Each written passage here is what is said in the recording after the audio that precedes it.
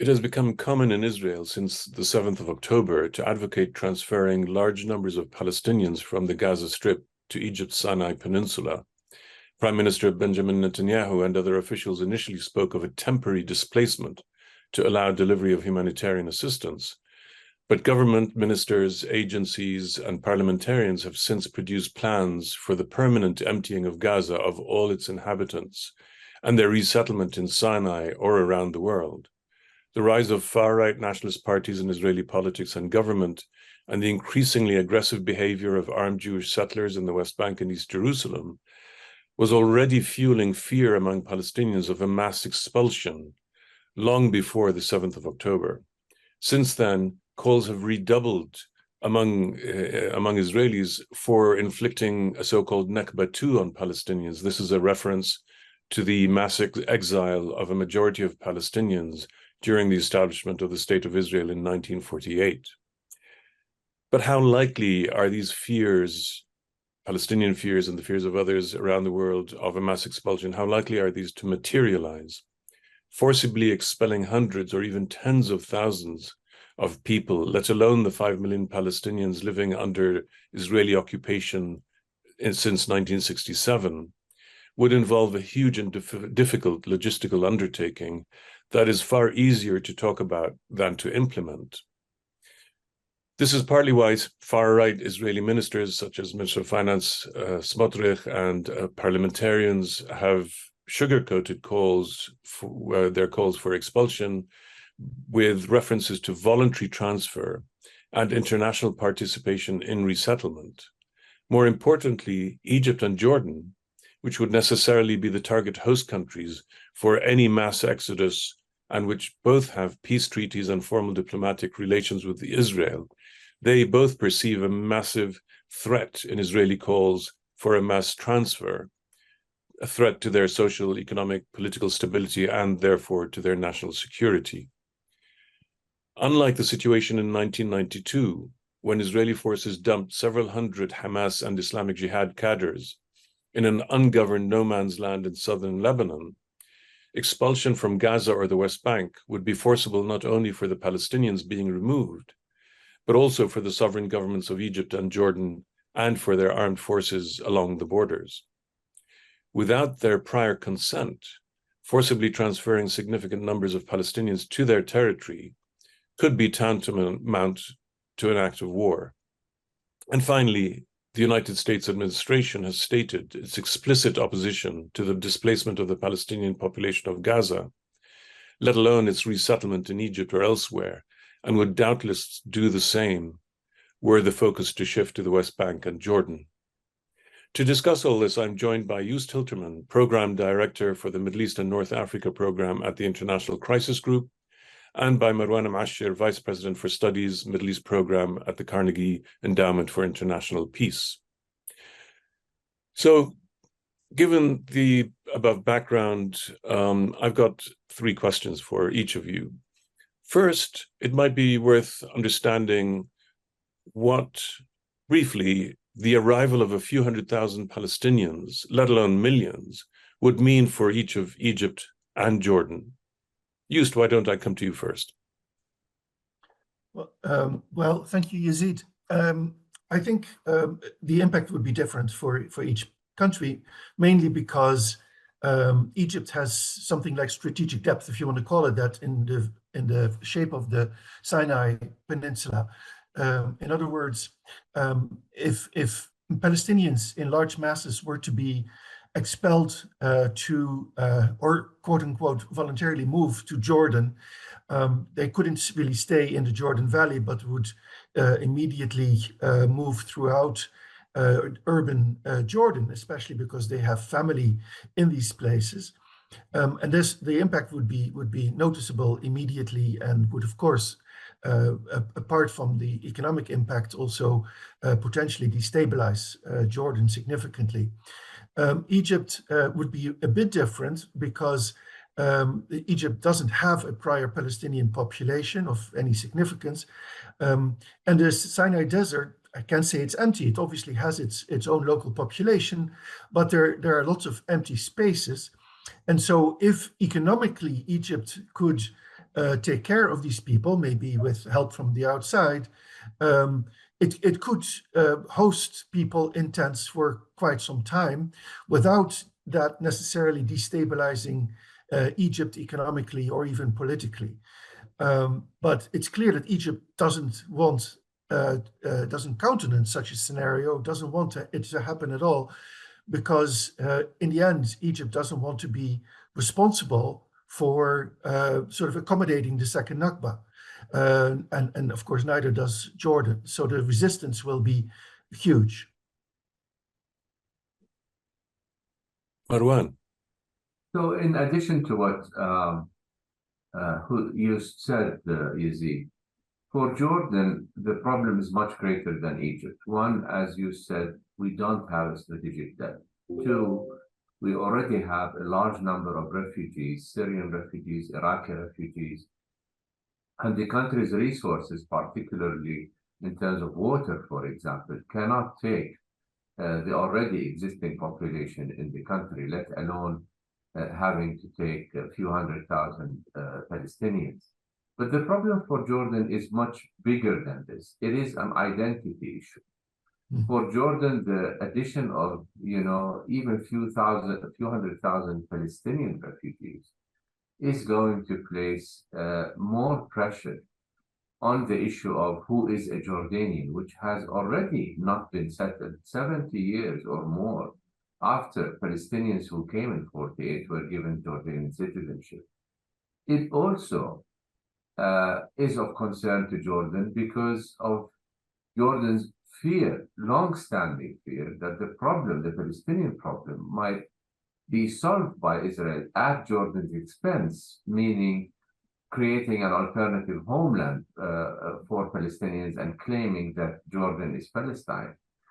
And so for Jordan, it will do everything it can to prevent the admission of these Palestinian refugees into Jordan, not only because it cannot take more refugees, but because doing so, Jordan feels serves the Israeli purpose of emptying the Palestinian population or Palestinian territories of their population and trying to establish a homeland in Jordan.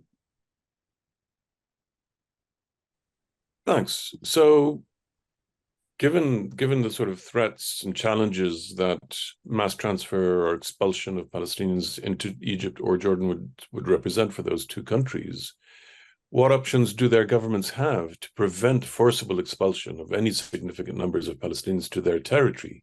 I mean, if preemptive diplomacy fails at some point and they find themselves confronted with this scenario, what can they actually do? Do they have feasible means for physically preventing entry? Is it realistic to envisage either the Egyptian government or the Jordanian government reinforcing their military deployment along the common border with Israel or with the Palestinian occupied territories controlled by Israel, in the case of Gaza and the West Bank, as a means of deterring Israel from such action?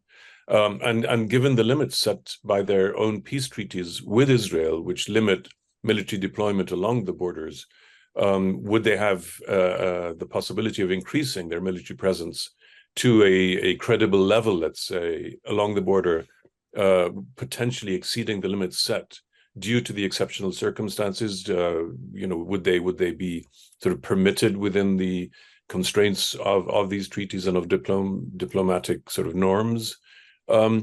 What can Egyptian and Jordanian diplomacy do in order to preempt this scenario altogether or to contain it should it materialize? And I'll just tack on there a reminder that the latest we've heard from Israeli sources is that they anticipate military operations in Gaza continuing for at least another year.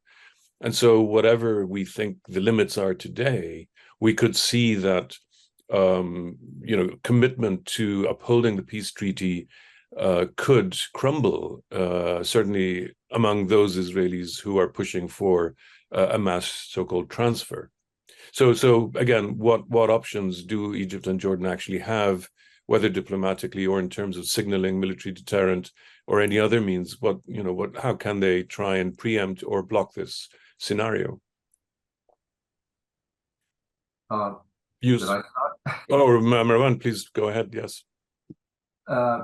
Yazid, I want to point a couple of points first. One, the Jordan-Israel peace treaty has a clause that explicitly prevents each country from mass transfer of any, population size into the other country. So basically, if Israel attempts to do this to Jordan, it would be violating the peace treaty. That's the first point I want to make.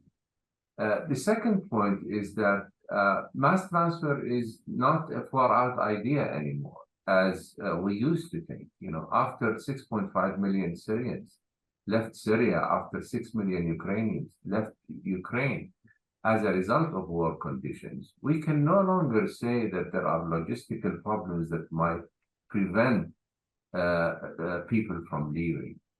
And the third point I want to make is that Palestinians themselves, we need to understand, are not like the Palestinians of 1948. They understand fully that if they leave their land, they will not go back. And we have so far seen a resilience on part of the people of Gaza that is admirable. Despite all the shelling, despite all the deaths, no one is, queuing on the Egyptian border. Having said that, suppose there are conditions that on the West Bank, and I admittedly say these are more difficult than those in Gaza and might, take some time before they materialize.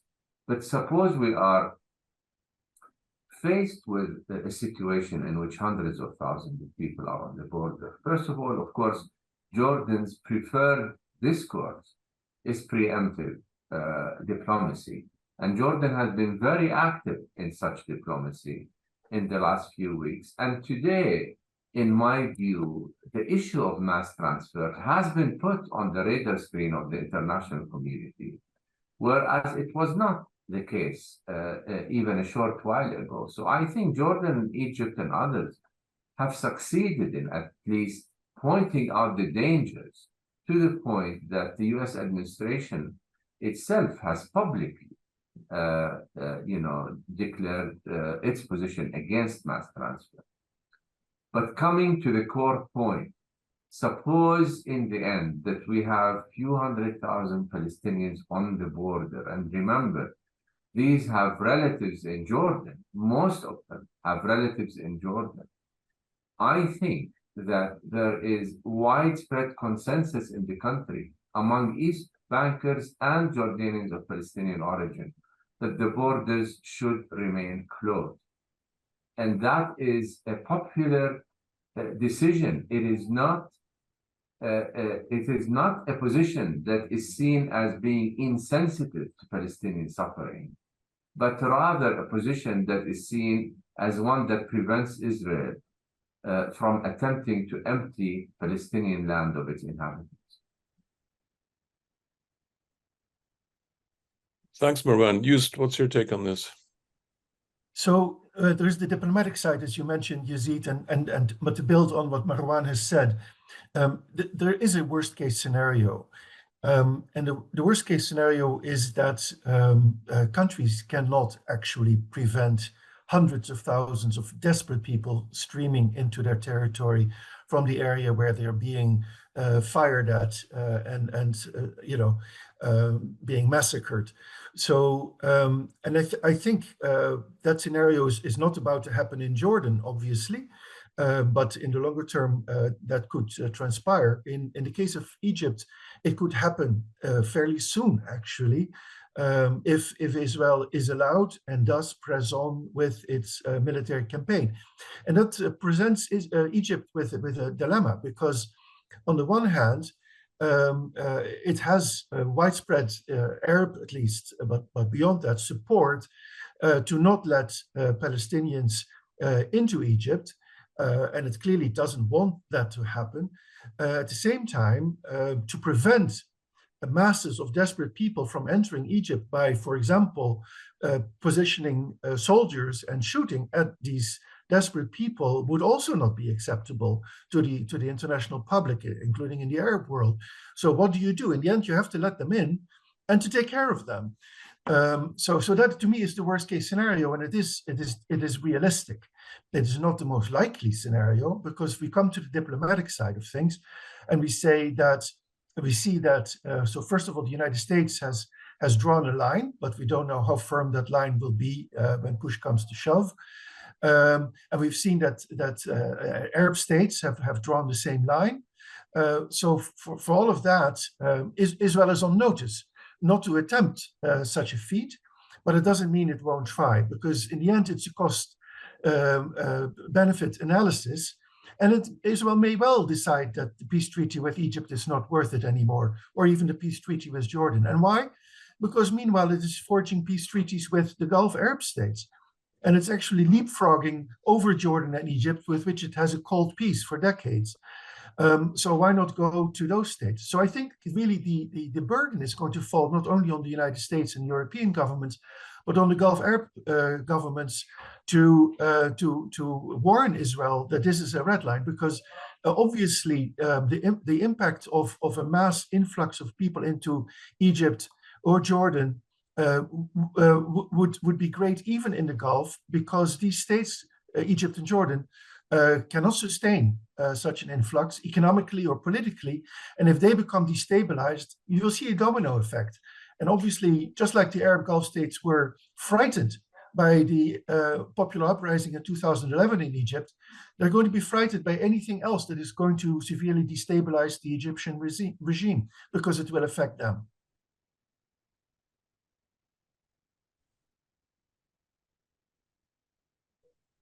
You're on mute. You're on mute.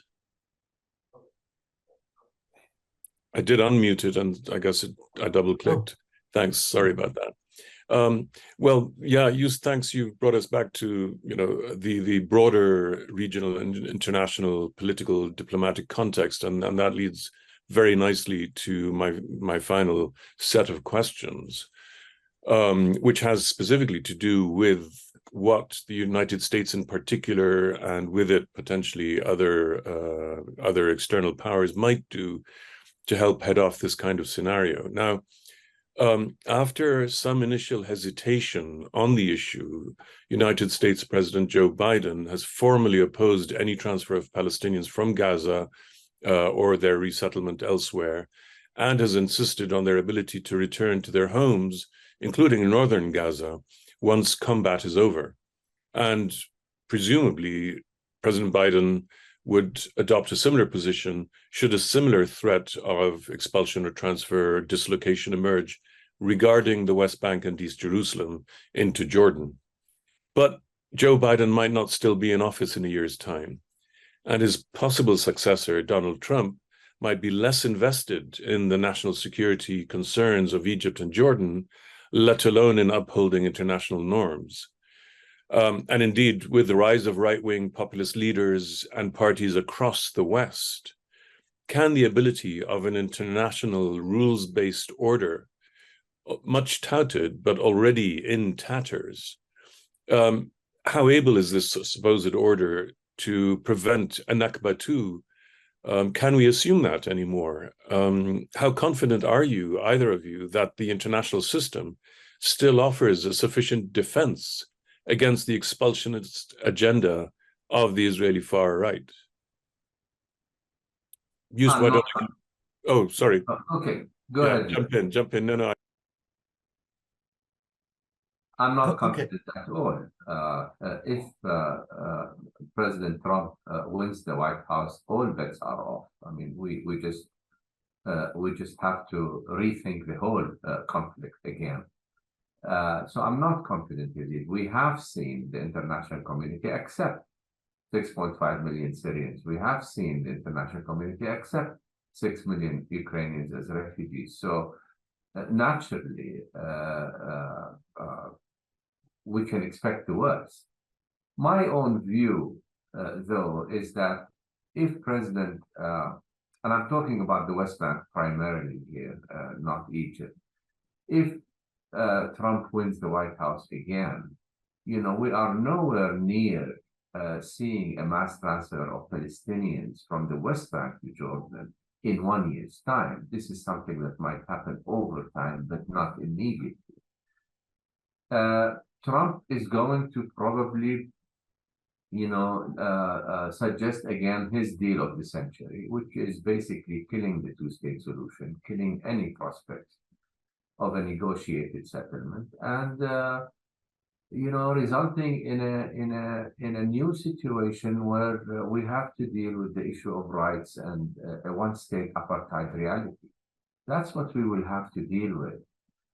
We are already dealing with that with Biden, but President Biden in a second term might offer a political process. It might not be a serious or a credible one in my view, but I think that if he wins the White House again, this administration is going to look for a political process out of the war on Gaza. If Trump comes, forget it.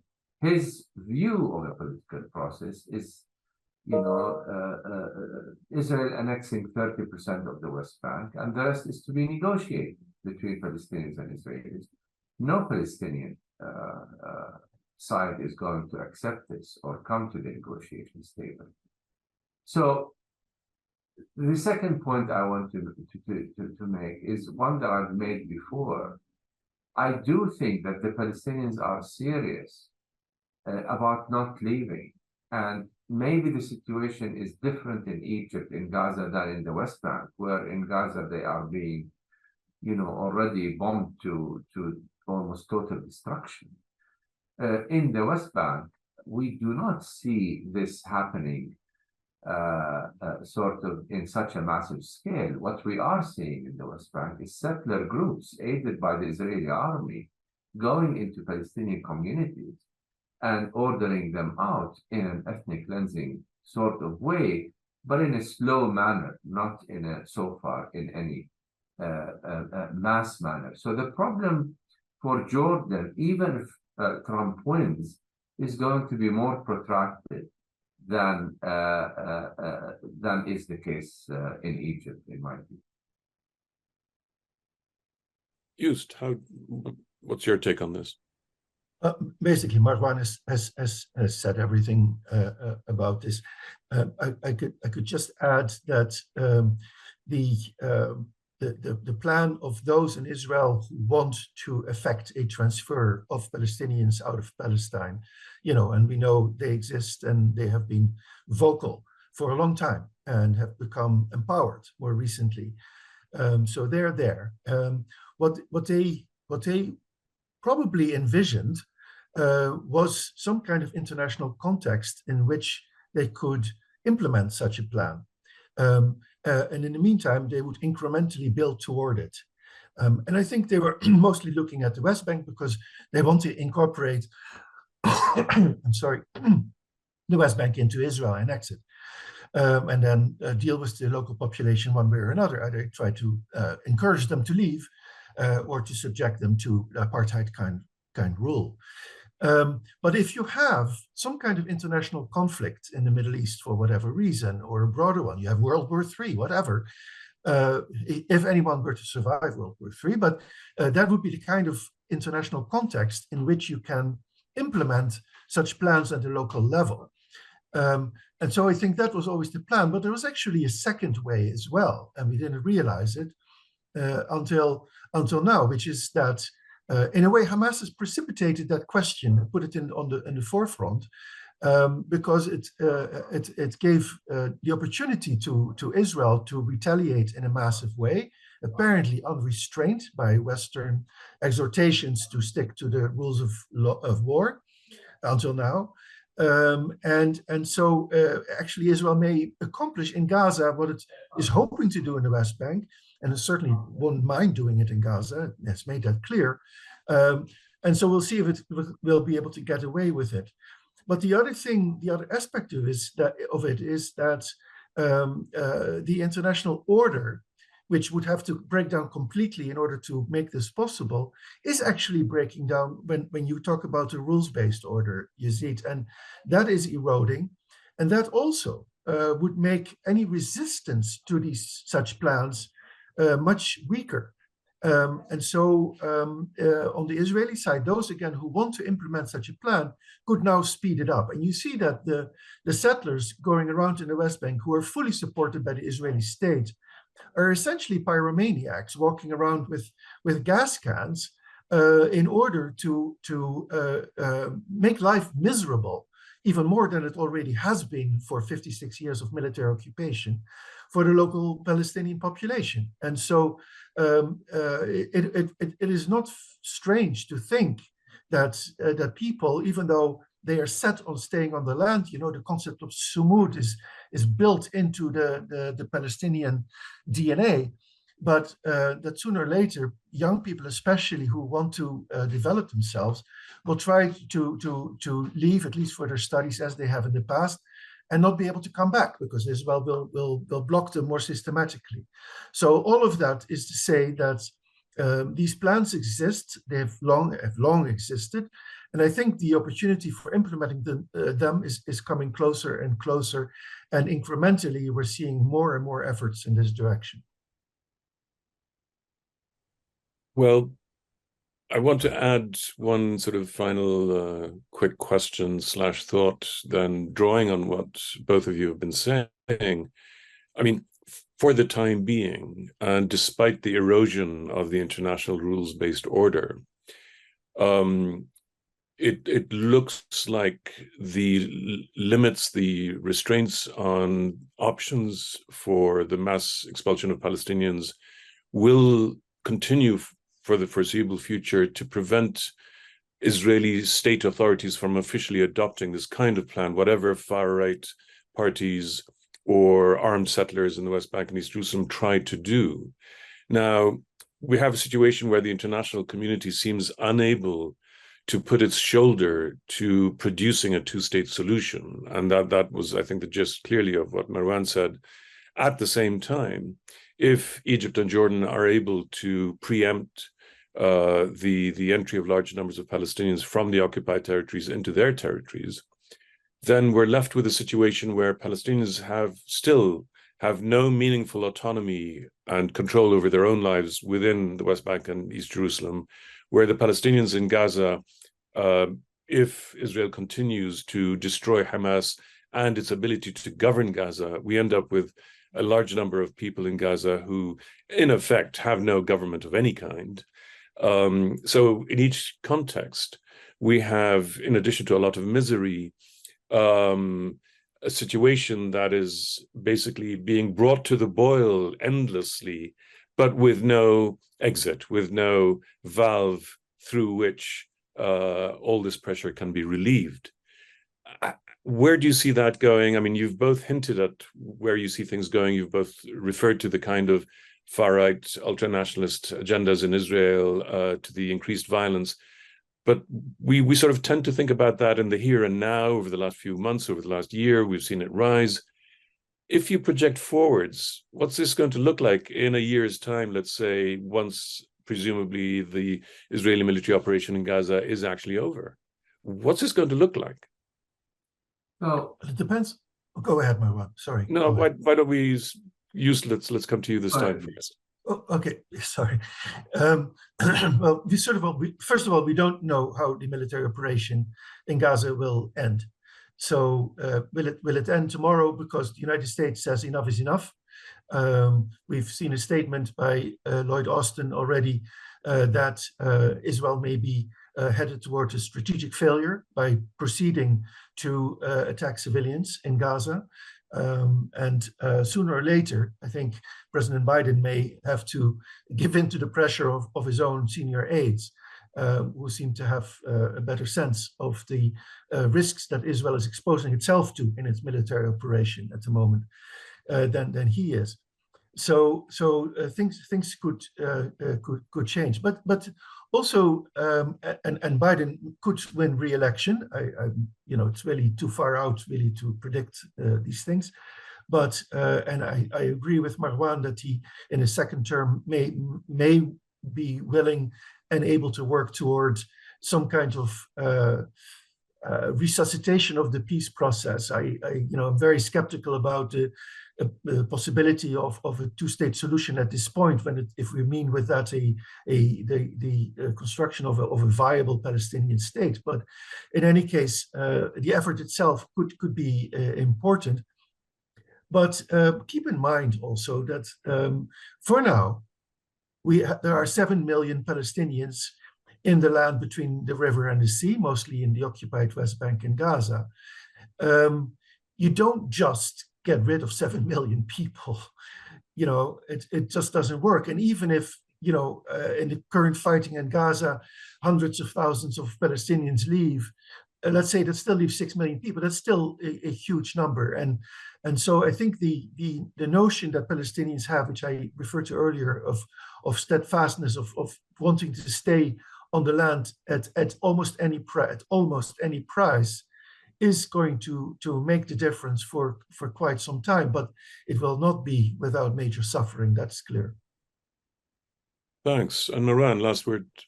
I think, Yazid, if I'm to project sort of 1 year ahead, I would say it is safe to assume that we're not going to have this Israeli government.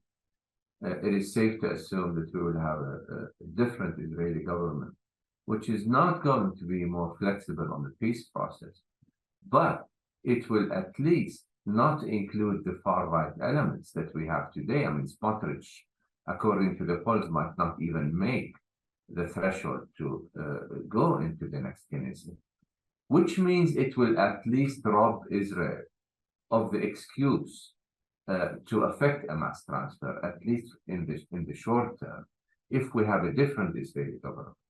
That's the first point I want to make. I think the most likely scenario is, as you said, even if Biden wins and a peace process is started, it is probably going to be along the lines of the old peace processes, open-ended, no end game in sight, no definition of the end game, etc.